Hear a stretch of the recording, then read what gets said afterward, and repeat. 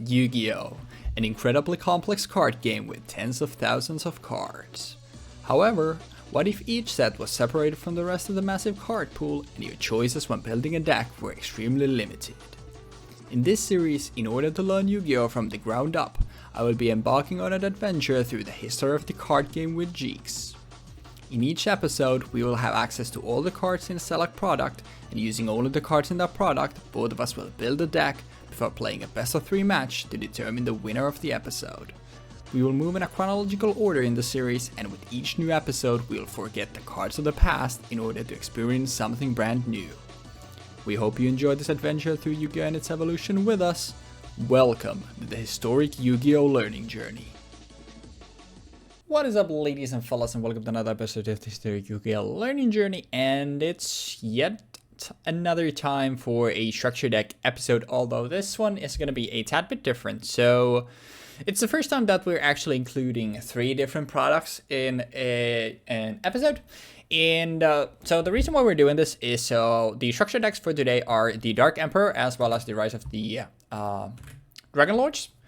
Rise of Dragon Lords is a little bit older, since you can see, and unfortunately the thing about these 2 decks is that the Dark Emperor is focused on banishing and the Dragon Lords are focused on getting stuff out of the graveyard. And even without those things, Rise of Dragon Lords is just so much worse. So as a balancing act, we decided to actually have Champion Pack Game 6 here for the Rise of Dragon Lords, sort of an additional package for the Rise of Dragon Lords deck. So Jeexx will be piloting that, and unlike the Champion Pack rules that we've had, like here Jeexx is allowed to play the Champion Pack Game 6 cards already in Game 1 in his deck. So I still think the Dark Emperor is probably a tad bit better, but this is just to balance things out a little bit.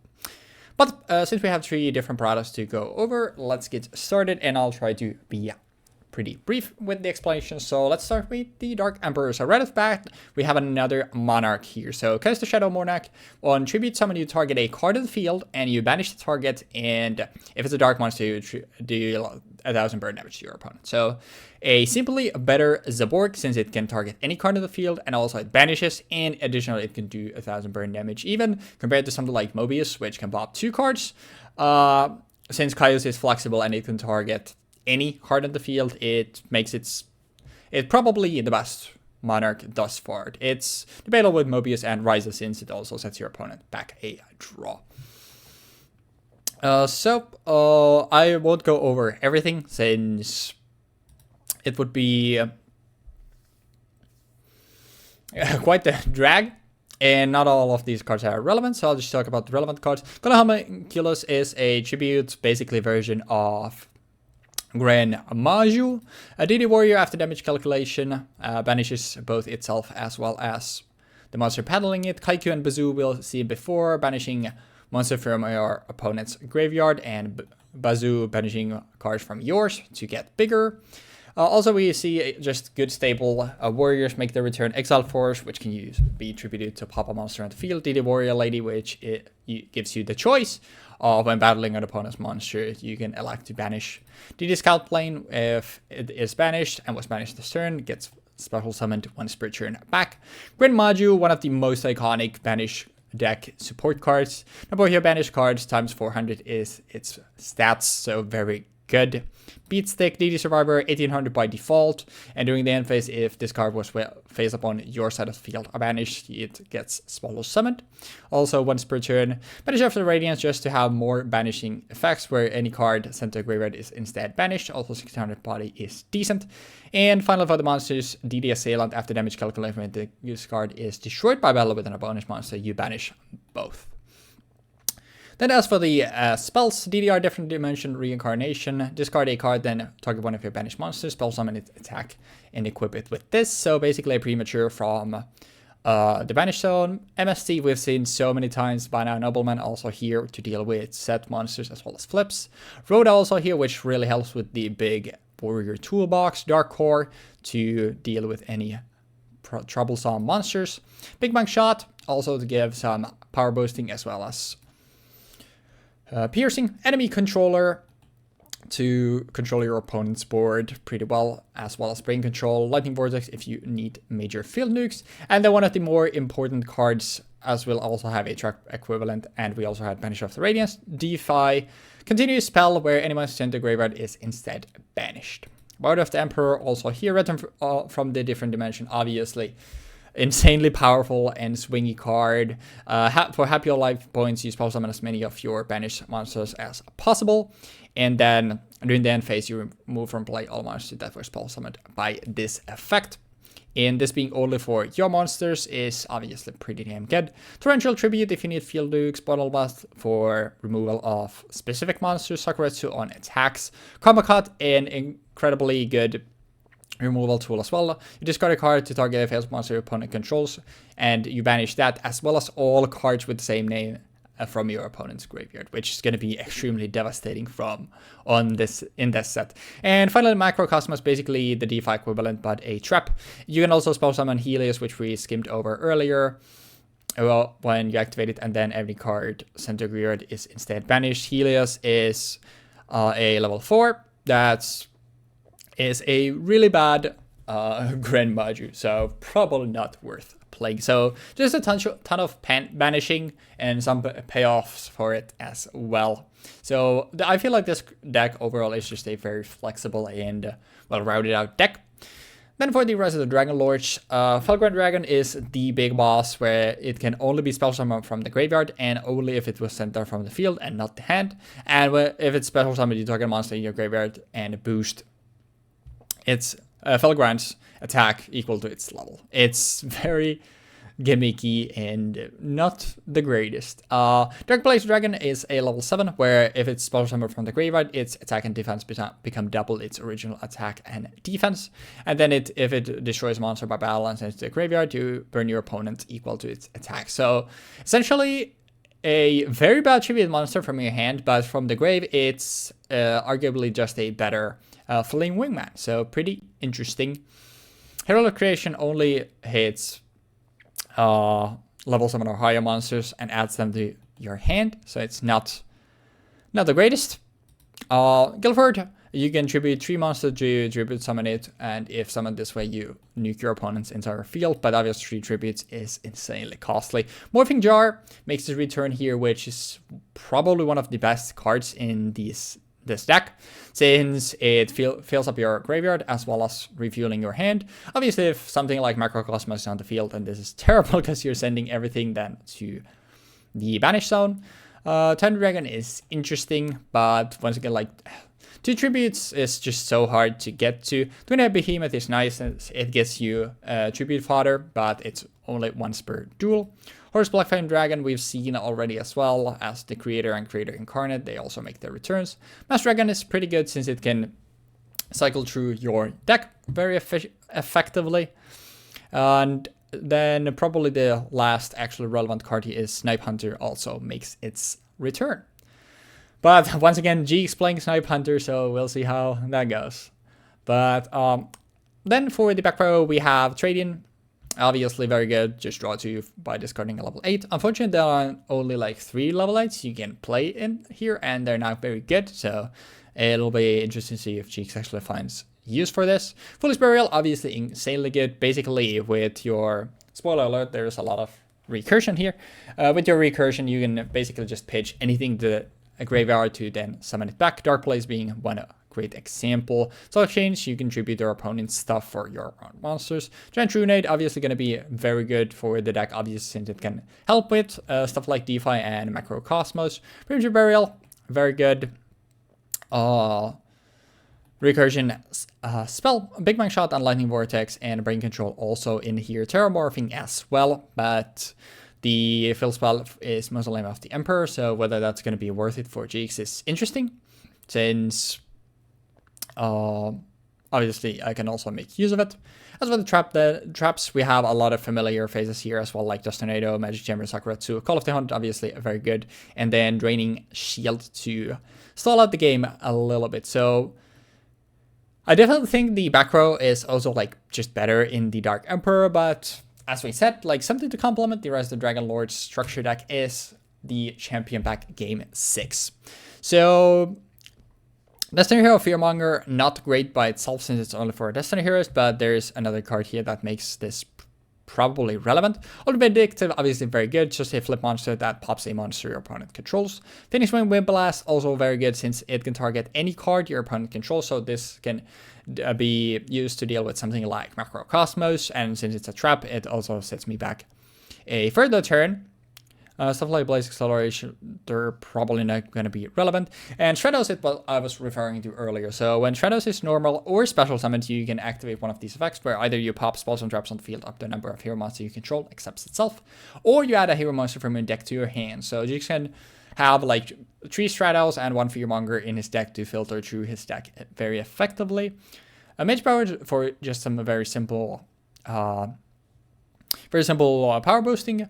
Majestic Mech Oga is interesting since it's a 1 tribute monster that is 2400, which already, as we established, like is still pretty good. It's like the default stat line for it, but you can normal summon it without tributing as well, and if you do, it's sent to the graveyard during the end phase. But this can be used to deal with something like Caius, since it can crash with Caius, and it would crash anyway, but then obviously your opponent lost the tribute, and you don't. Obviously Caius has then already use this effect, but it's still like something to, I think, consider. Then Amplifier. Oh yeah, and I completely missed one card here, Call of Darkness, which Call of Darkness is interesting and important because it, by name, mentions Monster Reborn. So that means that Jeexx, in addition to Call of the Haunted and Premature, also has access to Monster Reborn as well. So that's already 9 cards that you can use to get monsters out of your grave, which is very good. Amplifier also mentioned Jinzo by name, and obviously us having stuff like Macrocosmos as well as so much other very powerful back row means that I think there's a very realistic chance that Jinzo is going to be Jeexx's actual tribute monster of choice. Cold Wave, obviously very powerful, so can only be activated at the start of main phase 1, so you can't use other spells or traps either. During your turn, until next turn, you and your opponent cannot play or set any spell or trap cards. So when you're doing your pip push, you can obviously just send Cold Wave and then do your big push, and your opponent can't use their traps that they already have sets. And even if you don't win on the turn, during your opponent next turn, they can't use any back row then either. So you can basically use it as a 2-turn push, assuming you don't need, obviously, spell traps yourself either. And finally, Dimension Wall is interesting. When an opponent monster declares an attack, instead of you, the opponent take the battle damage. So the deck has access to some interesting like battle traps, like in Sakuretsu, Draining Shield, and Dimension Wall. So I feel like there's some like decent ways of stalling with the Rise of Dragon Lord's Champion Pack Game 6 deck.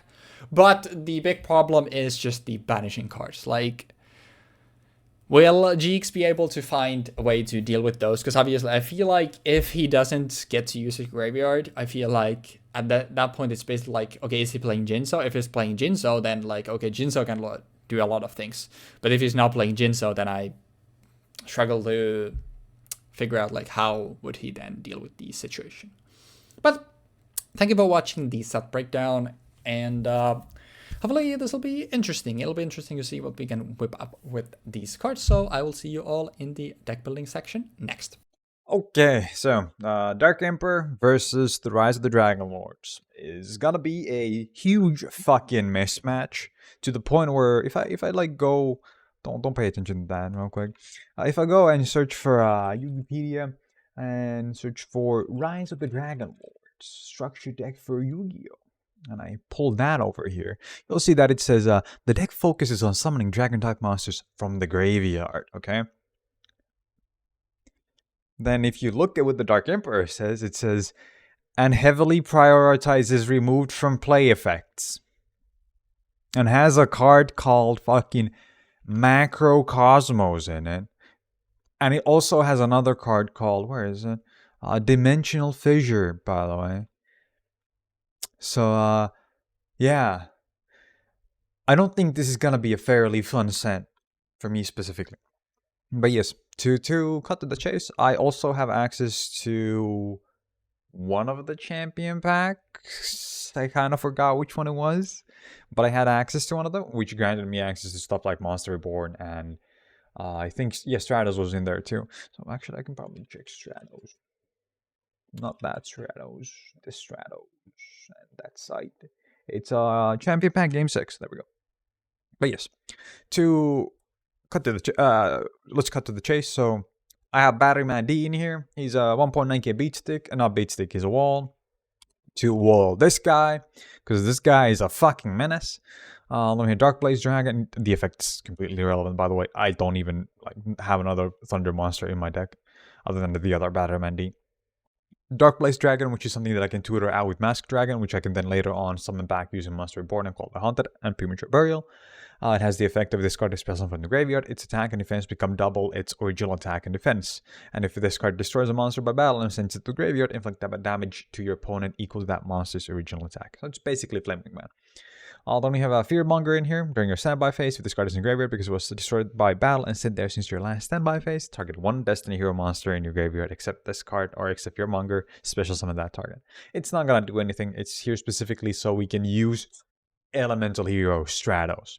Elemental Hero Stratos is one of my favorite cards in the entire game. I don't know if you knew that, but I like heroes quite a bit. I have tried my hardest to put heroes into everything that I've played so far in Jeexx, and this will continue to be a trend in the future as well. So please bear with me. I might have some form of severe brain damage. But yes, Stratos is arguably one of the greatest hero cards, not even arguably, it's inarguably one of the greatest hero cards ever printed, and it's kind of the modern, it's the blueprint for most of the modern searchers that exist in the game, outside of the fact that it's not once per turn. But he has the effect of when this card is normal special summon, you can activate one of these effects. The first one is destroy spell or trap cards on the field up to the number of hero monsters you control except this card, which means that it can't destroy spell traps on its own. It has to have other heroes around it, which makes sense. And then we have the second effect, which is usually what people use it for. Add one hero monster from your deck to your hand. This effect is so fucking strong because it works for Destiny heroes, Elemental heroes, Vision heroes, and literally any other evil heroes too. Literally any other hero they will ever print, unless they specifically say they cannot be searched for by Stratos. They will be searched for by Stratos, and that's really good. Stratos is starting to lose popularity purely because of the fact that it's not as good to have a normal or special summon that just searches, and instead we're having cards like Ferris and Shadow Mist and Liquid Soldier and so on that can do things and then lead you to getting cards from your deck. But that doesn't matter right now. Let's continue on with the shit deck that has Stratos in it, as Stratos happens to be arguably the best card in the deck. We have 3 copies of Jinzo. Now you might have noticed that I have a lot of traps in here, so Jinzo kind of shits on those, but I think having the ability to turn off Macrocosmos with Jinzo is pretty good. Because I don't know if he's going to be playing D-Fissure, but I know he's going to be playing Macrocosmos. Then you have Majestic Mech Orca, which is here as a normal summon that can swing over Caius. Caius being the main boss monster, quote-unquote, of the other structure deck. And this thing is a fucking menace. Just like DD Survivor. They both have 2.4k attack, because, well, Caius is a monarch, But Orca's basically intended to be summoned, swing into Caius, get popped, and then, or trade into Caius, and then eventually get summoned back out using Premature Burials and Monster Reborns and so on and so forth. Then Mask Dragon. Mask Dragon here is to filter out my deck and to summon Dark Blaze Dragon or Twin Head Behemoth to get more tribute fodder, for example, if I want to summon Jinzo normally, or if I want to summon Orca normally. Then we have, he's basically just a giant rat for, or Mystic Tomato for dragons. Then we have a Morphing Jar. Morphing Jar is something that we've seen in so many sets so far, and Morphing Jar continues to be one of the best ways to set up your graveyard in the entire fucking game so far, and it will continue to be so until we get access to other bullshit like Painful Choice, which we've already had access to, and I don't think we ever get access to it again, but still. And then we have Old Vindictive Magician. Old Vindictive Magician is a flip monster that targets one monster your opponent controls and destroys that target. It's not the best, but it's pretty okay. Don't mind the subscription just now. I need to thank that in a second. Sorry about this. Then you have Snipe Hunter. I think we have a solid removal package in here involving Vindictive Magician and Snipe Hunter and Lightning Vortex and Sakuretsu and even Phoenix Wingman Blast. But for the most part, I don't think we're gonna be playing Snipe Hunter because beyond setting up your graveyard, Snipe Hunter is usually a -1. But then between the Behemoth, which we've seen before, it's a not great card, honestly. Like, legitimately kind of a shit card. But I just think we should have more tribute fodder in the deck for Dark Place or Jinzo. Brain Control, which is going to be used for getting monsters to close out the game with, or maybe tribute for Jinzo or something else. Cold Wave. Cold Wave is here, so I can play it on turn 1 and then not get Macrocosmosed on the next turn or the turn after that. Yeah, that's about it. That's all it does, really. And also Defissure. Foolish Burial. Foolish Burial is basically a tutor in this. I was talking about this a bit before I started recording, but you can, for example, dump a Stratos into the graveyard or literally any monster that has an effect that they hit the field or they do things on the field, and use your own, like, recovery effects or resurrection effects to then summon that out. This is a reanimator strategy. I talked about this way back in the first episode when I was trying to do that for Blue Eyes. But this is basically the reanimator archetype that I was talking about. And if this was a better set, I would have a better card that I would want to reanimate. But I do not have a better card that I want to reanimate, because most of the cards in this set that I could reanimate can just die to Kaias, and they don't generate value if they die or if they hit the field. They have to keep continuously pushing on to generate value. But yeah, I think this reanimator deck is gonna mostly focus on those and card value. But yeah, beyond, like, instead of Grizzlebrand strategies where it just instantly wins the game.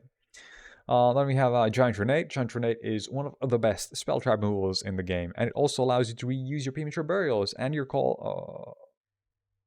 Oh no, I was thinking Call the Haunted also worked, but never mind.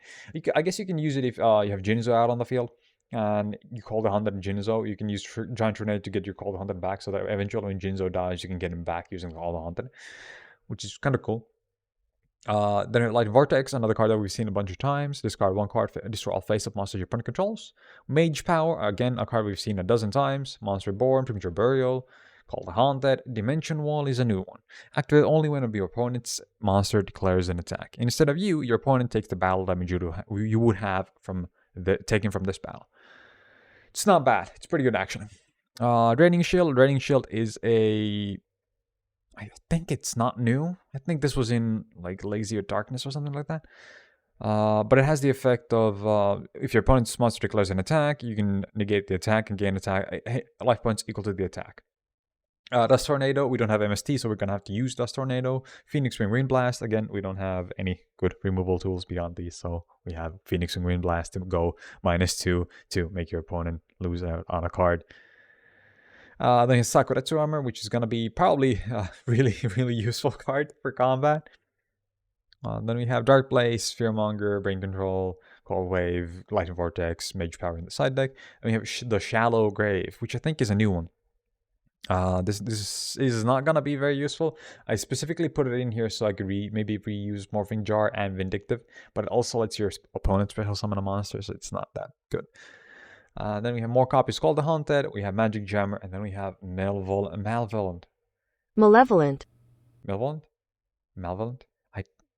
I don't actually know how you would pronounce Malevolent. Yeah, Evil Catastrophe. That's what it is. Malevolent.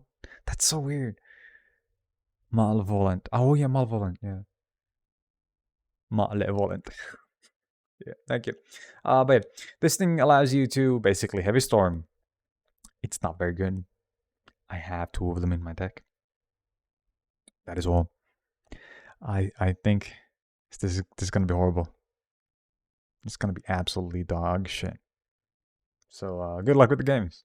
And welcome back, guys and gals, and here's what we are gonna be playing today. So yeah, as always, let's go through the cards and see what they do. And so, right at the bat, we have 3 Caius the Shadow Monarch. This is our tribute monster of choice. And the reason why we're playing Caius is, I mean, it's just good.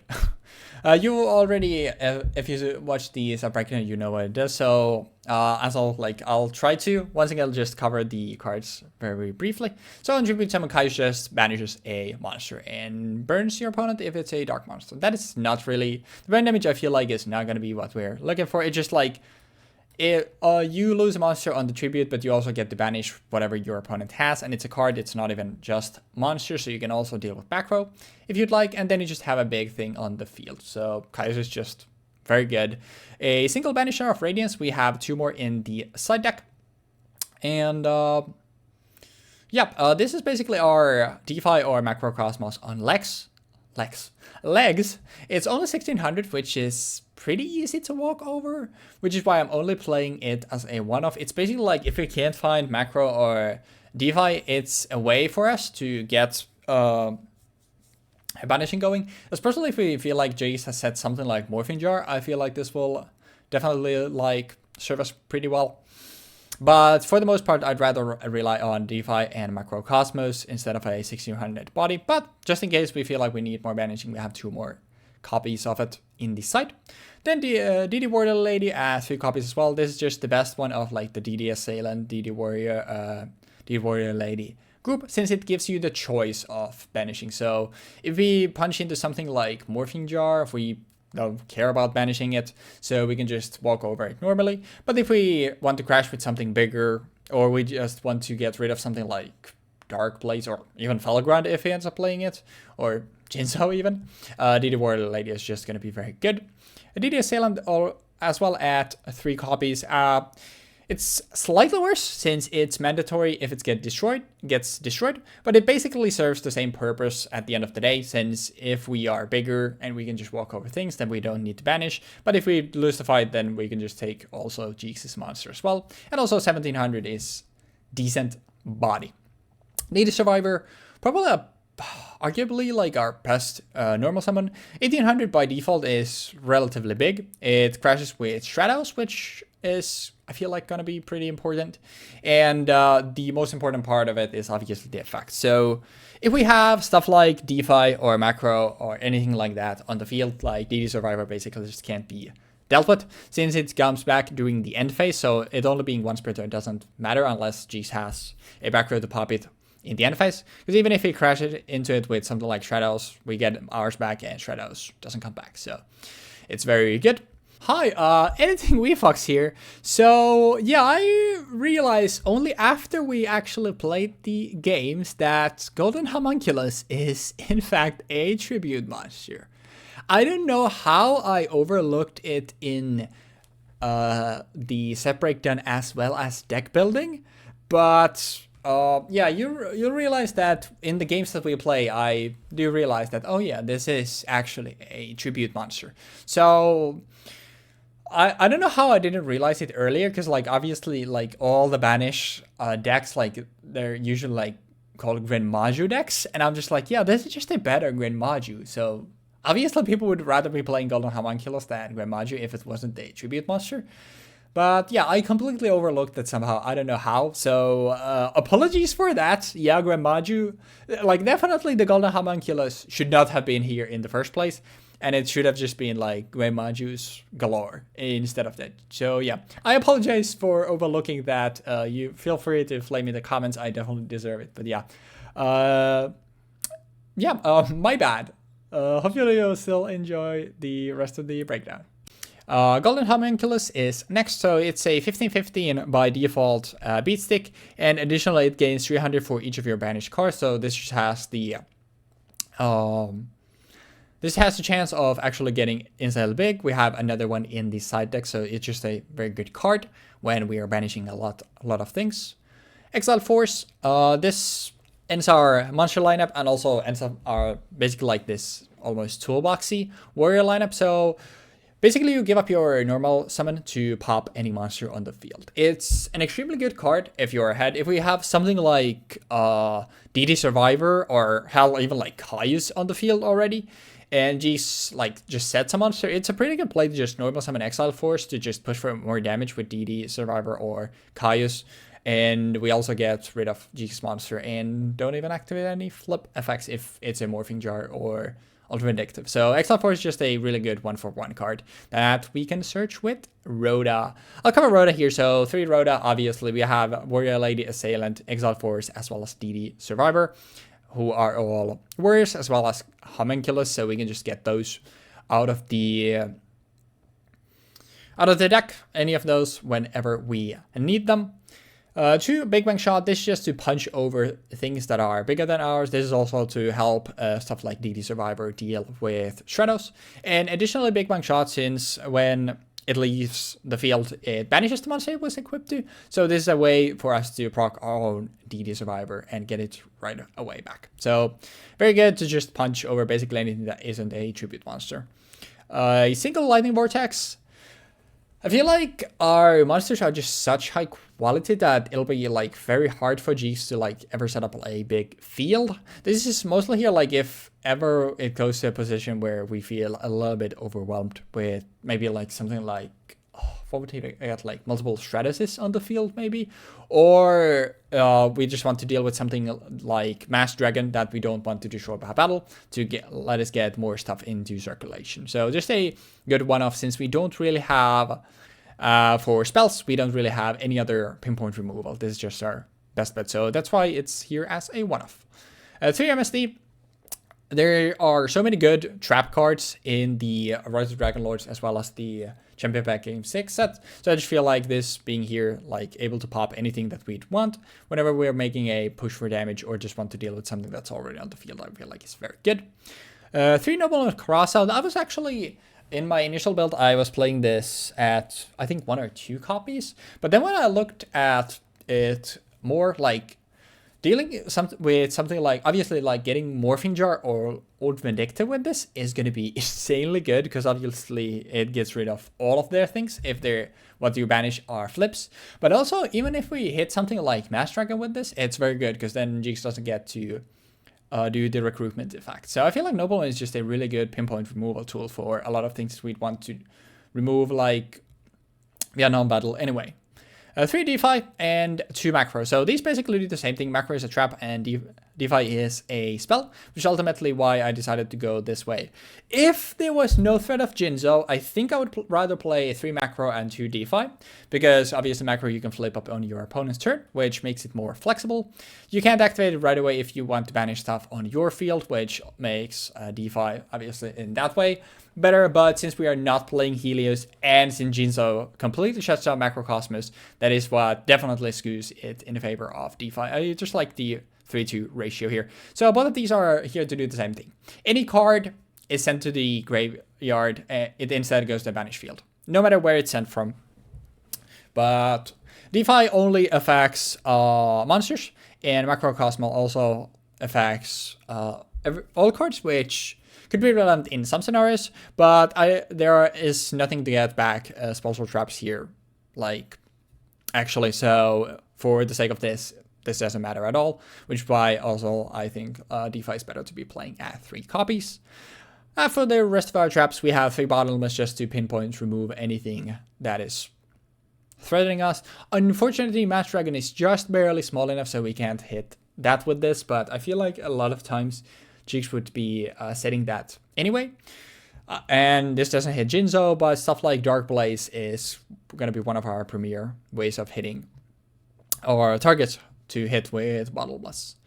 2 return from the different dimension. Have our life points, special summons as many of our banished monsters as possible. And then everything gets banished at the end phase. That was special summoned by this effect. But something that makes this insanely good is the banishing. If it happens on something like DD Survivor, it'll just come right back. And if we summon something like Exiled Force with this, we can just immediately use it and pop it. And if we don't have stuff like DeFi Macrocosmos, it goes in the grave. But we don't really care about that anyway, since we'd rather have stuff go in the banish zone, since that way Jeexx can't use our stuff with Monster Reborn. So the return from the different dimension is just very good. I don't want to play 3, because I feel like 3 would be very sacky, and if we can't find our stuff to actually get our things in the banish zone, like by drawing into multiple copies of this would then just feel awful. And finally, 3 Karma Cut. We are playing 43 cards. I feel like it's not the worst thing in the world. We just have like such like powerful individual pieces that I feel like we are not gonna have too many dead draws. So Karma Cut, probably just our best removal tool, bar none. Discard a card and target a face of monster your opponent controls, and you banish that as well as all copies of it in your opponent's grave. So obviously against a grave focus deck, just banishing a single target would be nice, but the fact that you also get the extra copies out of their grave just makes this even better. As for the side deck, stuff that we haven't covered yet, we have a single grand module. This is just here as basically a worse extra copy of Golden Homunculus. So that's why it's here. If we get to banish a lot of things, it's going to be very useful. A single D Warrior, I feel like DD Warrior Lady and DDSL on both of 3 copies is going to be enough. But just if we need more defensive cards that we can then use to banish Jeexx stuff, DD Warriors here as an extra copy.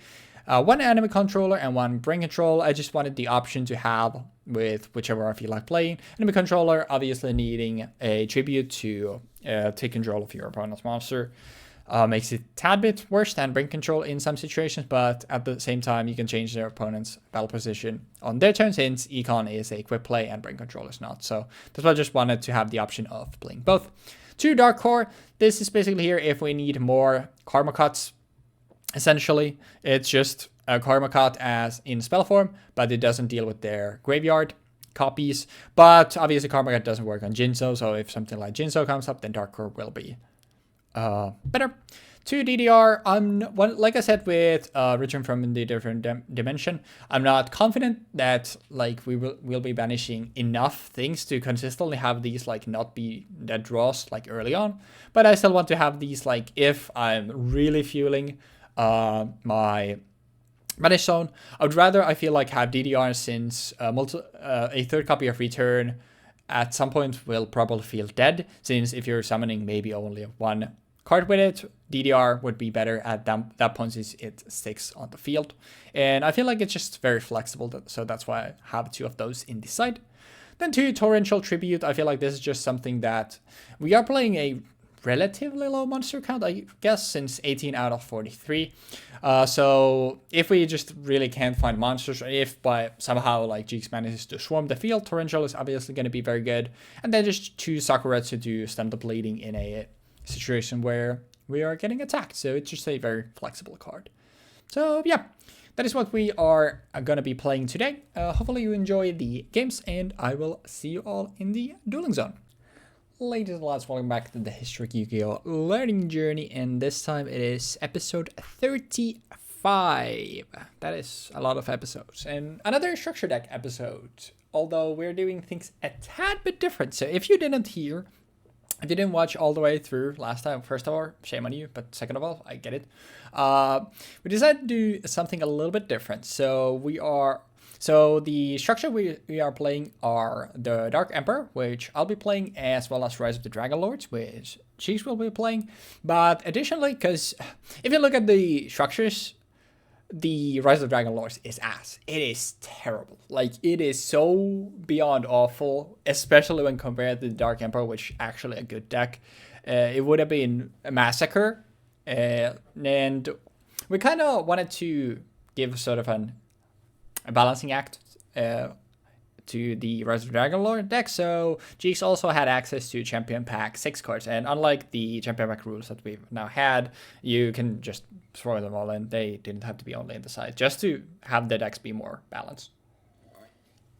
So with all of that done though, Jeexx, how do you feel about today?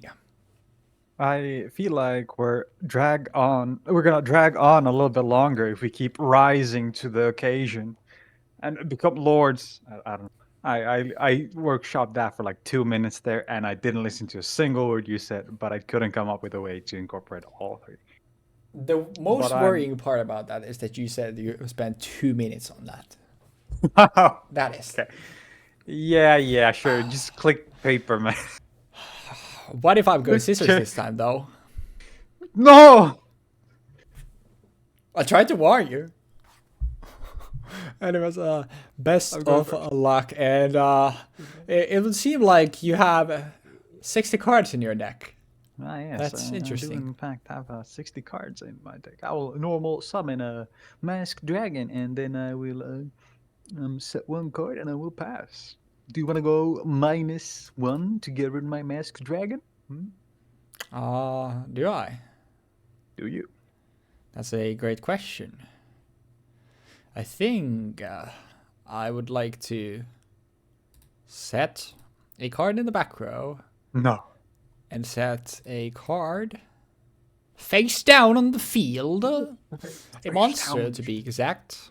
And I think that's all I'm gonna do. Um, Oh.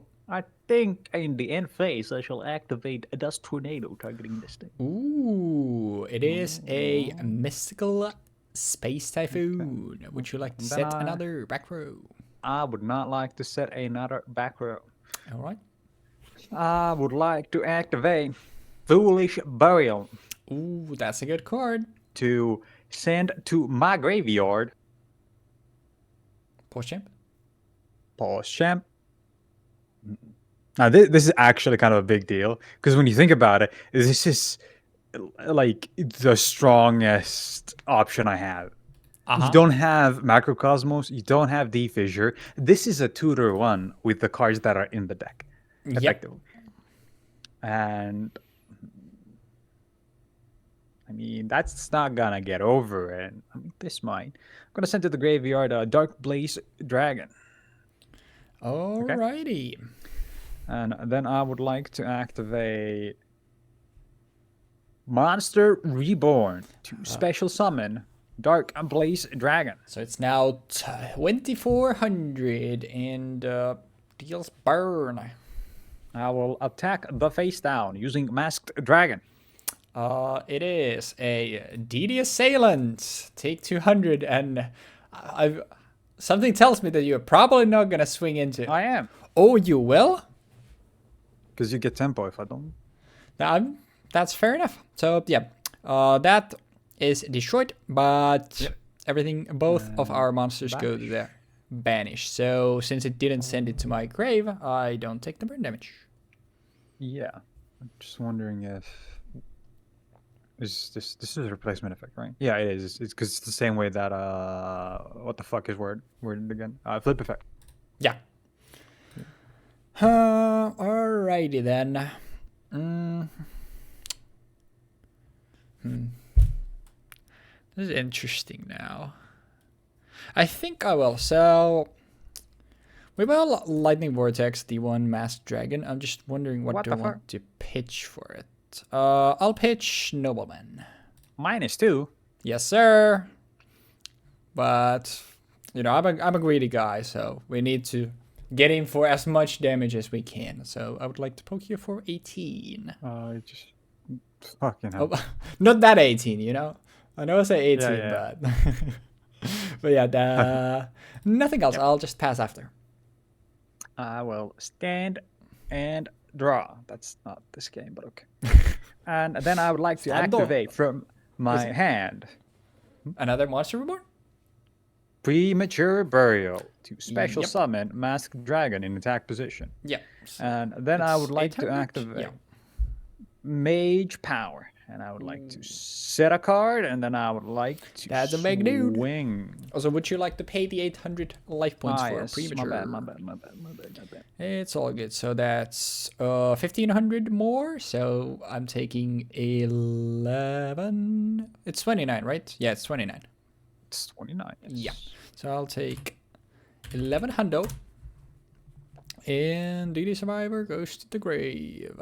And then I would like to activate in my main phase 2 Giant Trunade to bounce back to my hand, Premature Burial, and Mage Power. And then I pass. That seems pretty good. Is it time for Dark Core? I think it's time to duel. It is, in fact, time to duel. I think I'll actually just set a monster and pass. You remember when we were talking about our monster counts and I said I have 18 monsters and I have more than 40 cards in my deck? Where's my back row? Yeah, let's go. It is another DD Assailant. So let's banish both of our thingies. So I know one of those is Trunade, and I don't know the other card. Correct?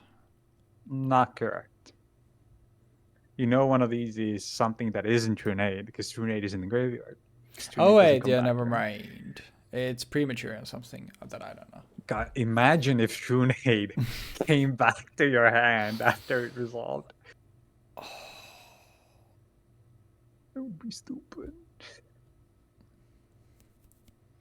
I don't like my hand. I don't like my hand. Oh, I would like to set one card and pass. Oh well, that's just lovely, isn't it?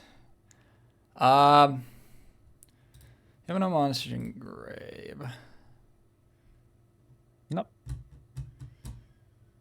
Oh, this is so weird. Huh.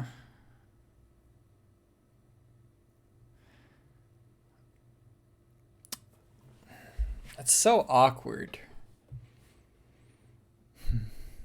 I think we will fire off this nobleman targeting your face down. Holy fuck.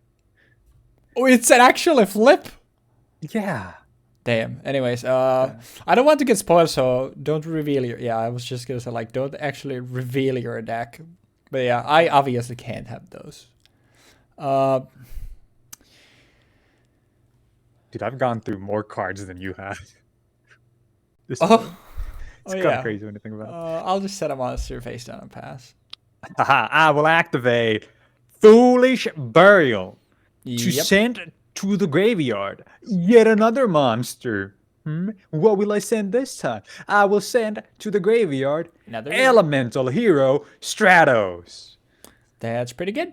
And then I will use Premature Burial to add to special summon Elemental Hero Stratos by paying 800 life points. And then I will activate Elemental Hero Stratos' effect to add another Stratos to my hand.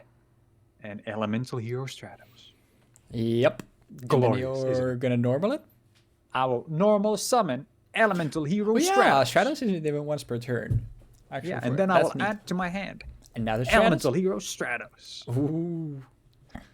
Yep. This is the best card, by the way. This card was banned for like a decade, guys. You don't understand. Yeah. And then I will attack with this Stratos, the one that isn't special with Premature Burial. I'm not proud of it, but yeah, it was an exile force. That's...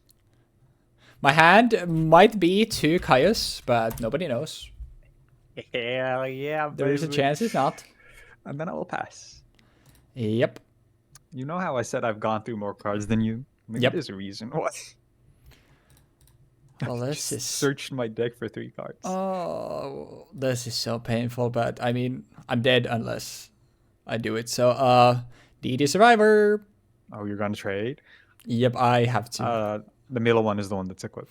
Yep, I will punch that one. So just in case you don't get anything bad with Trunade, and then I'll pass. I probably have a turn, but I don't know what I can draw. Stratos. And then I will add to my hand, where is it? I have one more hero in here. I add to my hand Fearmonger. Yep.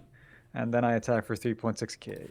Yep, I will take it all sensation. Nothing I can do about it. And I pass. And honestly, I'm not sure what saves me here. You can just keep setting something and maybe, or you don't have anything. Yeah, but yeah, my hand was 2 Caius, which not great, not great. Oi, you told me you don't play Caius. I might have been lying, but you know. Could you? I can't believe I drew my one-off lightning vortex and then just a whole bunch of nothing. Hell yeah. But yeah, let's go game 2. Yeah, I think that'll do. Yeah, it turns out the Grave Recursion deck can actually do some stuff if I find none of my banishing things, which makes me quite sad, but... Hell yeah. This is a little bit of a better start. So let's start by firing off this Rhoda. Sure wish I had a Rhoda. I'm assuming that you won't be Ash Blossoming it. Let me like just take a quicker glance at my hand to see what disruptions I have for turn 0, and it's none. Yep, and I think what we'll get is...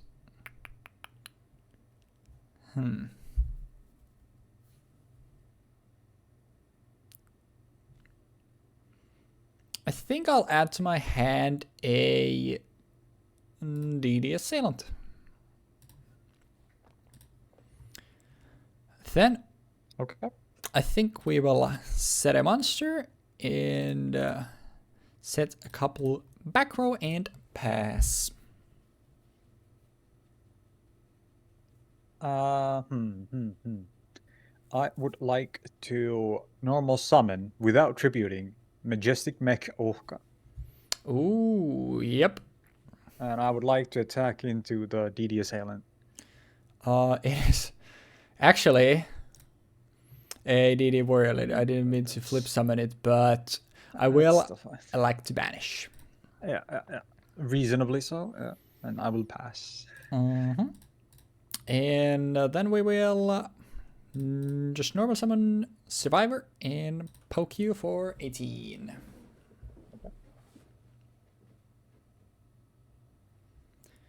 Yep, that'll be all. I will stand by main. I would like to... Another one? Kinda wish I had another one, not gonna lie. That'd be kind of nuts. I'll set all of these cards. That's scary. I'll set one card. Got nothing else. End phase, I'll pop. I'm feeling lucky. I'll pop this one. Okay. And yep. Well, another Rhoda. What the fuck? I was just too talented. And I was honestly expecting you to just have Caius on field now. I mean, you know, I drew 2 last time, so obviously I'm not gonna have any this time. I'll grab Exile Force. I will normal set Exile Force. Is that okay? Yeah.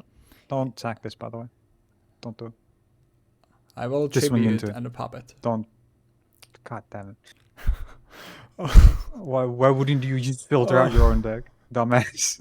Because I don't know what it is, and I'll do what must be done in order to get 1800 points of damage.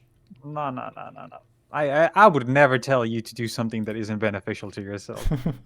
Surely not. I'll just pass out. And now you fire off the other monster reborn you had set and summon your jar.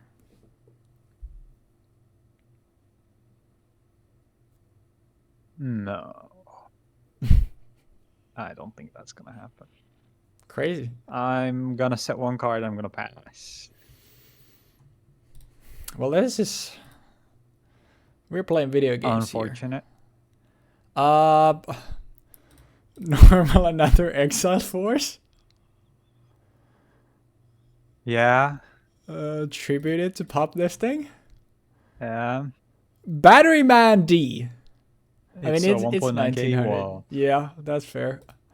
Another 1800. Yeah. We're playing K-Man Yu-Gi-Oh here, actually. I'm just gonna pop my premature burial targeting jar.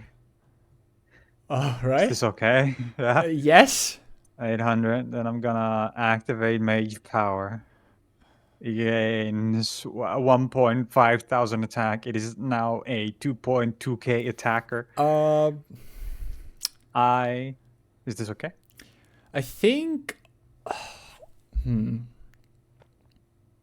It's weird. It's so weird. It's actually so beyond strange. I actually think I want to keep my DD Survivor. I'll pop the Mage Power. Yeah, it's whatever. Go next. What great games we are having here. Anyways, I have nothing to swap. Well, yep. Because I mean, but they were just like one side just doesn't draw shit, and that's what happens. I'm really Man. glad that I have been able to use my DeFi's and Macrocosmos and Vanishes of the Yeah. Radiance, which is what It's this deck wants to do. hmm. Uh, pop the back row. MST should be banned. so I so should be understand. a premature burial. No, premature burial is not the problem, okay? MST is a solution to a problem, but MST can 2-for-1, whereas premature burial can't, Fair enough. Summon DD Warrior Lady. Yeah, Call to combat. yeah. And we will send Caius. I wish I had set this. Macro, Brain Control, and Homunculus. And then, would you like to banish? I don't think I would actually. Would you like to banish? Oh, I see. I don't think I will. Then we'll go to main 2. We'll fire off Road Up. And do I want to have the reactionary stuff in my hand? Probably, yeah. I'll add to my hand an Exiled Force. Okay. And man, why didn't I set the Macrocosmos? I'm sad. I'll set to back row and pass it back to you. We'll go standby main. And then I would like to normal summon without tributing Majestic Megalk. Yep. And then I would like to swing into the DD Warrior Lady. And Yep. you take 700 damage here and they vanish. I will take. Wait, I'm thinking 900. Oh, wait, sorry. Yeah. I was thinking of that. But I will take the 900 and banish them both. Yep. And then I go main phase 2, and I would like to set 3 cards. Oh, that's pretty cool. And pass. End phase, I'll pop this card. Damn it. Alright. Draw them by main.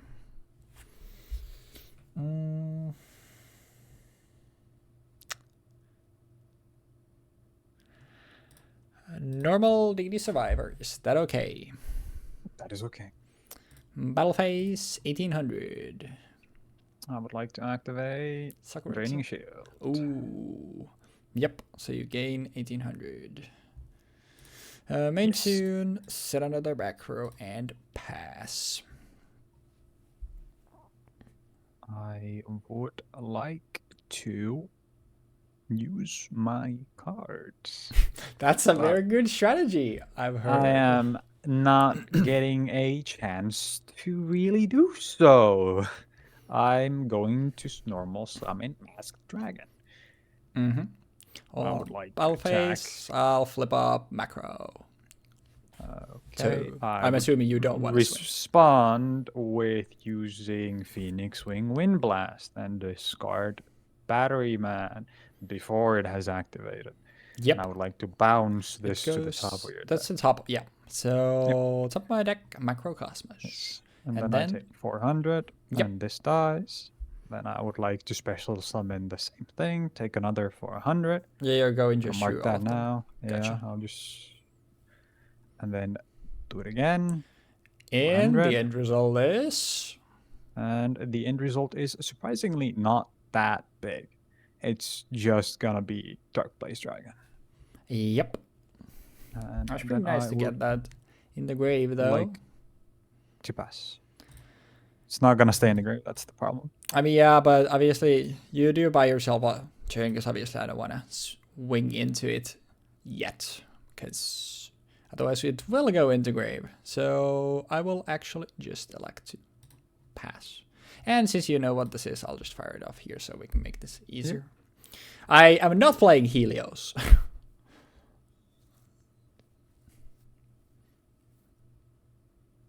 I would like to go into attack on Dark Blaze. I would like to activate Brain Control. Yep, seems pretty good. And I So would then 800, and you get this one. yeah. And then I would like to attack with both of these. 3,000. Nothing I can do about that. Yes. And then in main phase 2, I would like to tribute summon using 3D Survivor, which gets banished. Yep. But it doesn't get banished on your side of the field, so you don't get it back. Yep. And then I would like to pass. Yep. I will draw standby main. And I am a very good gamer, so I got another one.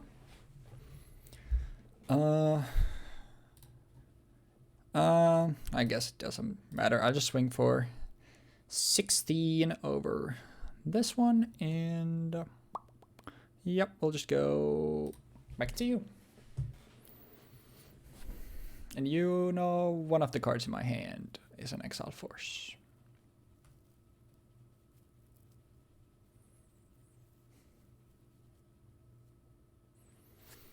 How many monsters do you have in your grave? A lot. I think 2 scary. Snipe Hunter kind of scary, but No, that doesn't get banished. Does it? It does, actually. oh yeah, it's cards. Gotcha. I mean, I'm assuming you don't have like spell excavation or shit. No, I do not.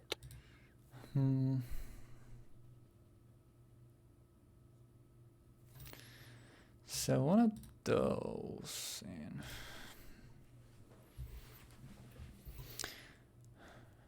I feel like it's because assuming the set is Morphing Jar, it's obviously better for you. So I think it makes sense to Exile Force your set. Yep. Yep. And then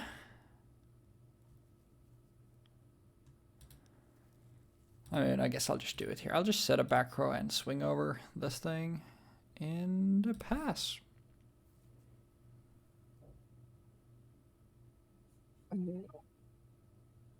I'll pass. At least you have some life points to work with. Oh, Yeah. that'll make things a little bit faster. I'll normal assailant, metal phase 35. Yep. Bro, this has been such game and Yu-Gi-Oh, by the way. I'm gonna set one card. And then I'm gonna pass. If that's MST, I'm mad. I don't have MST, I can tell you that much. But you got Caius! Yep, I mean, Let's go! I can't kill you. It could be Saku. I can't remember what else there was. There's also a card called Dimensional Wall, which makes you take the battle damage that I would take. Oh yeah, that's another. That's a big one too. Yeah, it is. It is scary. I think I'll just go directly to battle phase and once again 35.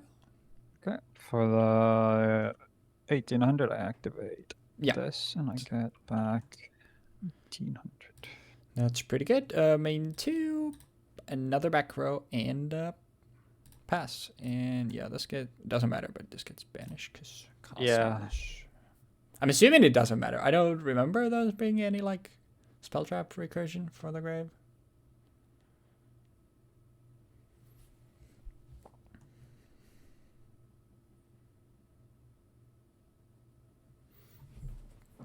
I would like to be you in this situation, like staring down 2 monsters with macro and 3 back row.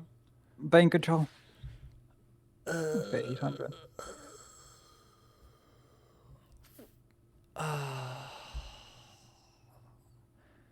That's unfortunate. Yeah. Then I just attack over the TD Assailant. Yep, and both of them get banished. And I take 100. That'll do it. And then I pass. Oh, I am such a good gamer. Warrior Lady for 15.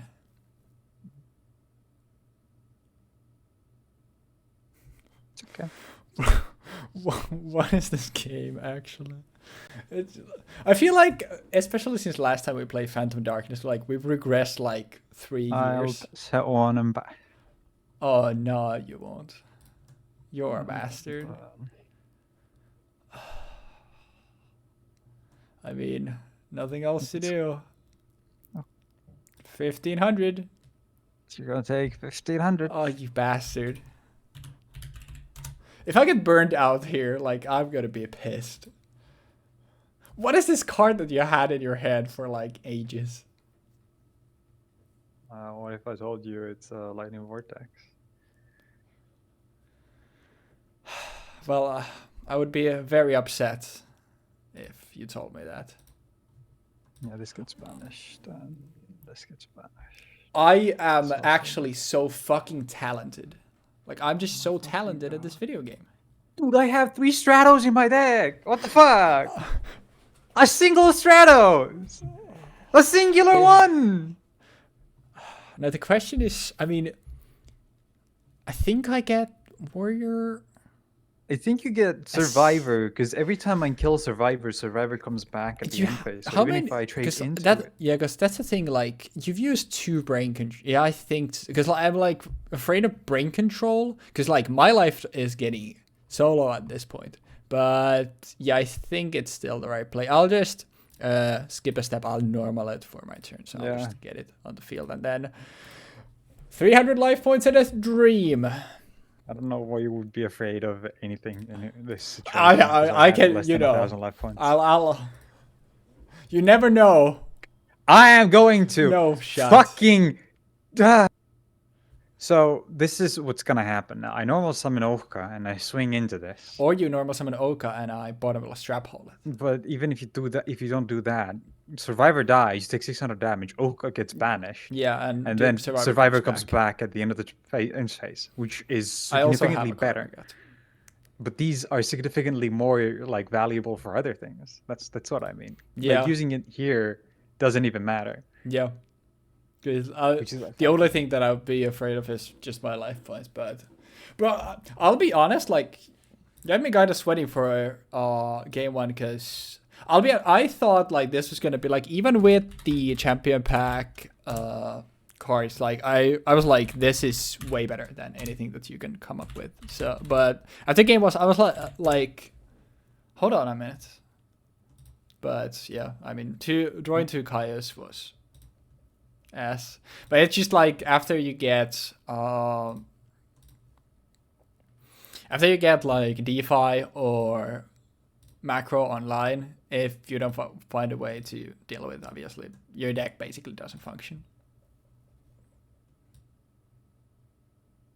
I think if I had got a single copy of Stratos, this would have played out significantly different. Yeah, but the fact that I don't have access to, because Stratos is my best out for back row. Yeah.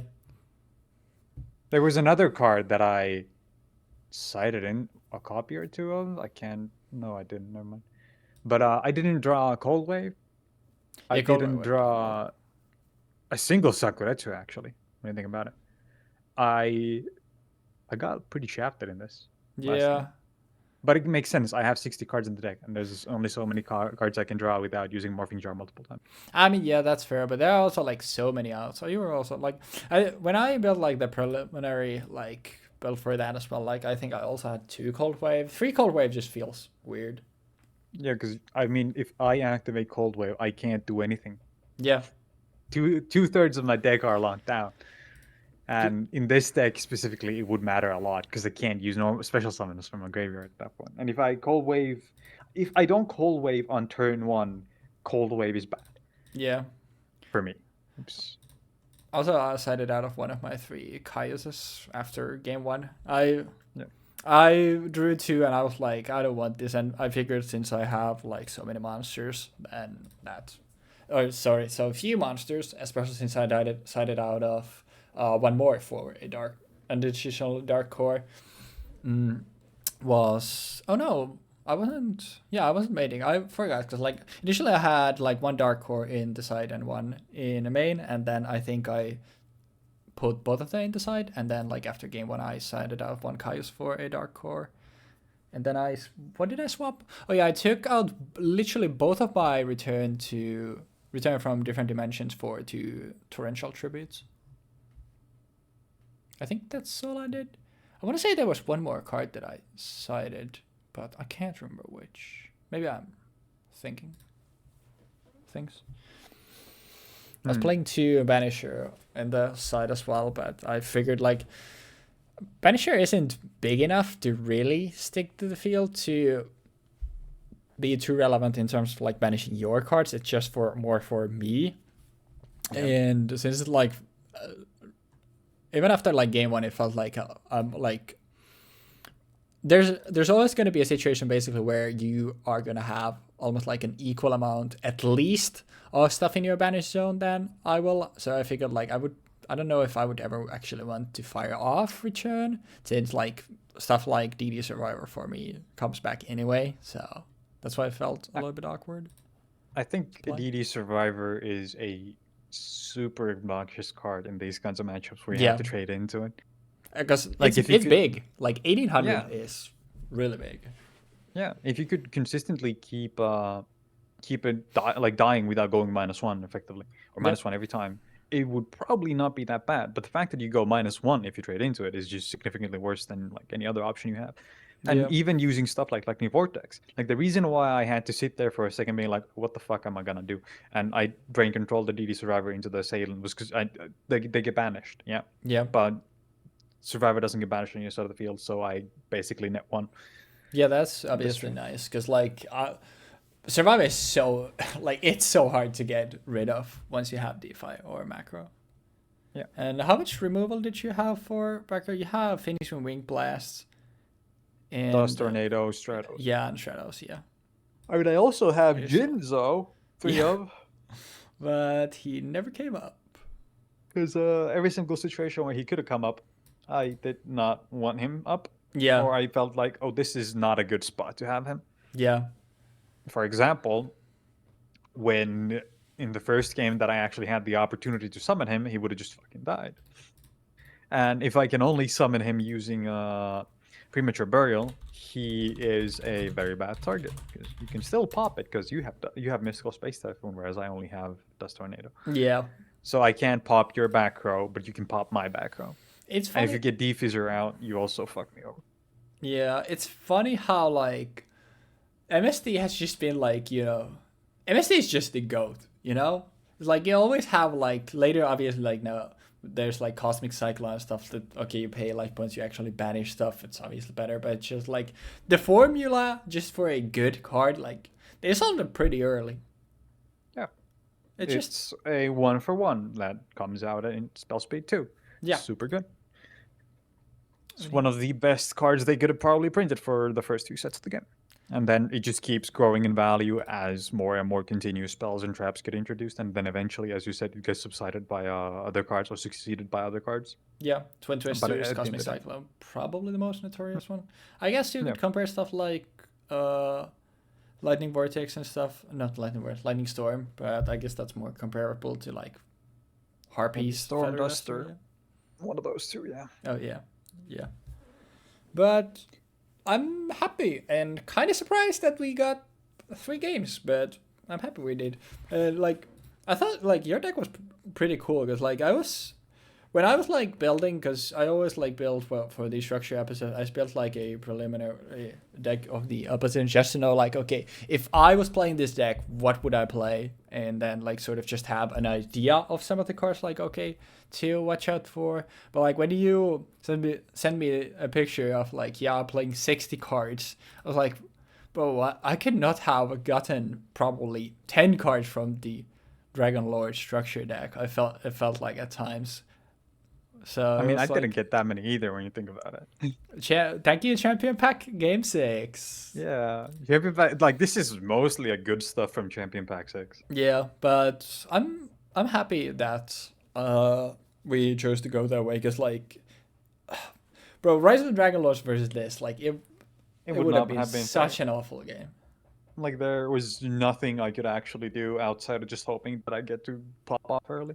But Yeah, with stuff like Ovka and even Vindictive and Morphing Jar, I could actually pop off.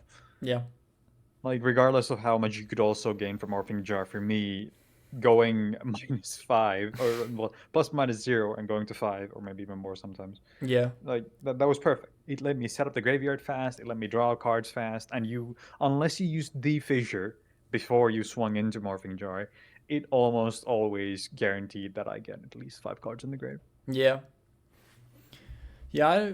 I should. I wonder why I didn't like earlier when I was wanting the morphing jar, like, because there was a very good likeliness that it was a morphing jar, and regardless, I would have said it anyway. I don't know why I didn't set the macro in my main one, but Yeah, it was if you useful. didn't draw the other macro, this would have been so fucking free. I Yeah, swear. like, cause that's the thing. Cause I think I was playing two macro 3D5, if I remember correctly. Yeah, yeah, that's Yeah. the account. I would say that that's the better way to go, purely because the fact that Gene is always in the format. Yeah, that's like the thing. Is like originally, I think original I was just like 3-3. It felt like just a lot, and then like afterwards I was like, okay, macro I can fire off reactively on your turn, which makes it better.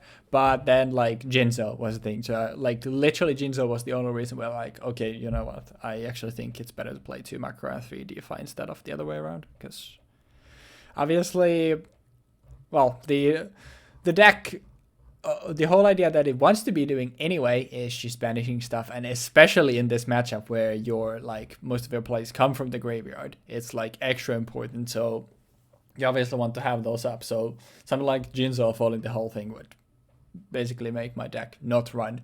And at that point, okay, how do I deal with Jinzo? Is Exiled Force, GD Warrior Lady, or actually getting Kaios on the field?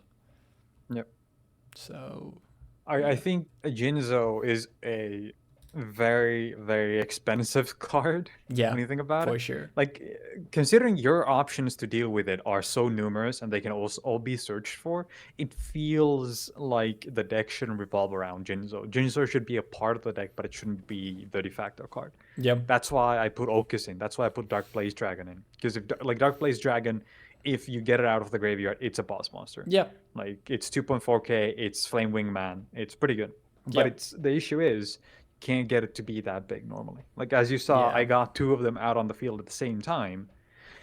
If instead it was when this card, if this card isn't special summoned from the graveyard, or if this card is special summoned in any other way other than the graveyard, its attack is halved. yeah, That would make it significantly better. Because yeah, then it would be you normal summon it from hand and it's 2.4k as well. It's yeah, really good. yeah. But as it stands, it's whatever. Yeah, it just like basically just had like individual like bangers and it just hope that you get them, Yeah. but yeah, it's This like, is, bro, Rhoda in this deck on top of like everything else is just so gross.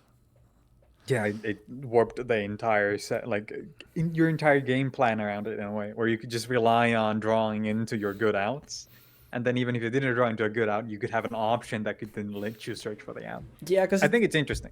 yeah, it's such a good toolbox because like you can have like you can get with it like good defensive cards in Assailant, the Warrior Lady. You can get a good Beastic DD Survivor, which just keeps coming back if you have DeFi macro on, or then you can just get a 1-for-1 pop with Exile for. It's just like it gave you access to such an insane toolbox in this deck. It's just like so crazy.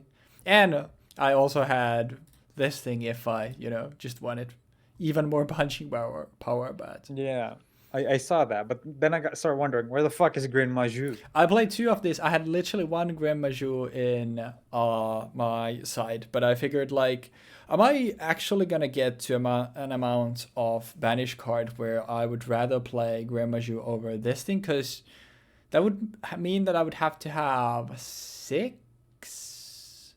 Actually, no, it's like Considering you no had seven. like seven, seven cards. Because like Grand Majou at 6 is 24, and actually no, at 6 Golden Homunculus would be 31. So even not at that, bro. How many would I have to have? But the problem actually is the fact that Golden Homunculus is a tribute monster, right? Yep. It's like the single bomb that is Grand Maju versus the Golden Homunculus who you set up to. I think Grand Maju is significantly better than Gold and I think Homunculus it is. purely You know, because of want to that. know a funny thing? Yeah. I now realize that this is a level 6 and not a level 4. Yeah, it's kind of a big deal that it's a level I 6. was the whole time I was comparing them on the basis both of them are just normal summonable Oh no monsters. no. Man. How? I have never before outlook a level of a monster. What? I literally just Because now was like, when you said like it's Shibud monster, and then I just look and I'm like, wait a bloody minute, it is. yeah, How it's did not. how did I think that this was a level 4 this whole time? Like literally the whole time. I don't know. What? I don't know how you managed that. I'm gonna be honest. Because like it's so weird to even think about. Like obviously, like it's so much better than Grand Maju at that point. Like and like all the banish deck, it's like you had like consistently you had Grand Maju specific. Like they were called the Grand Maju decks for so long. Yeah. So, well, thank you, brain, for not working. Because I literally like if you hadn't pointed that out the whole time, like I would have just got on with my day. But, huh. Yeah, it is a tribute monster. Now you know, and knowing is half the The battle. more you know. G.I. Joe. But this was a pretty fun episode regardless. I feel like the structure deck episodes tend to always be pretty fun because Yeah. the decks always have at least some semblance of a game plan going on to them.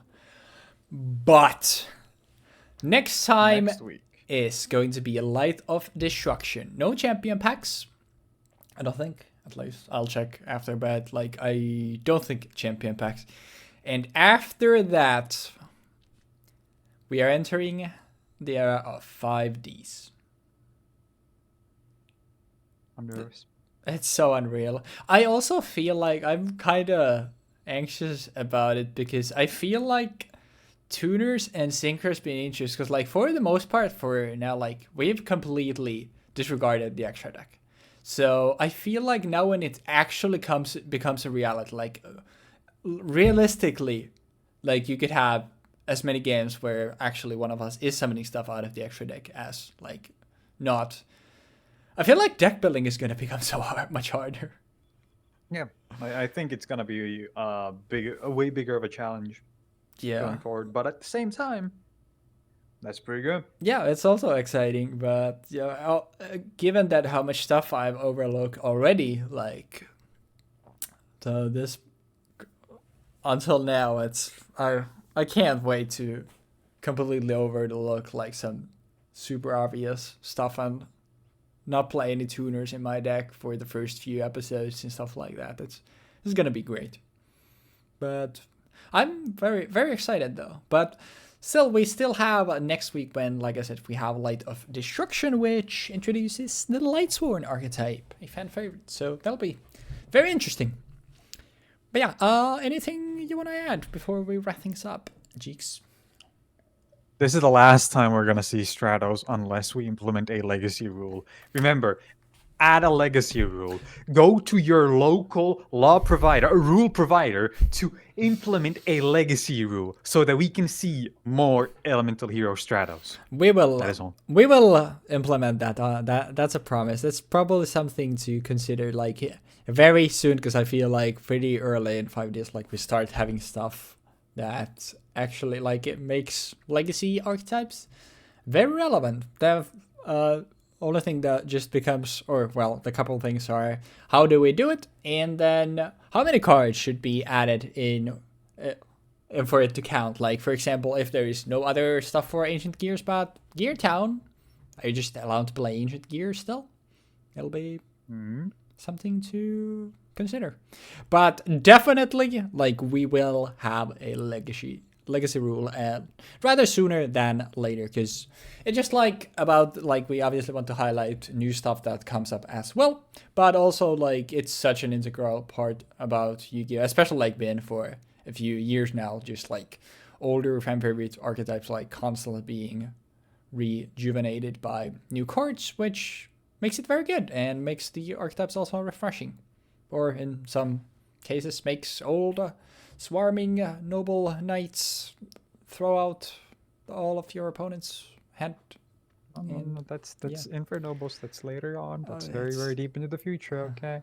Yep, but just saying. But yeah, that is something to consider. If you have an idea, like please let us know. But we'll definitely implement that in the near future. Just gotta figure out how we want to do it. But yeah, thank you for watching another episode. This was fun as always, and hopefully we'll see you next time for Light of Destruction. So have a good one, y'all, and peace.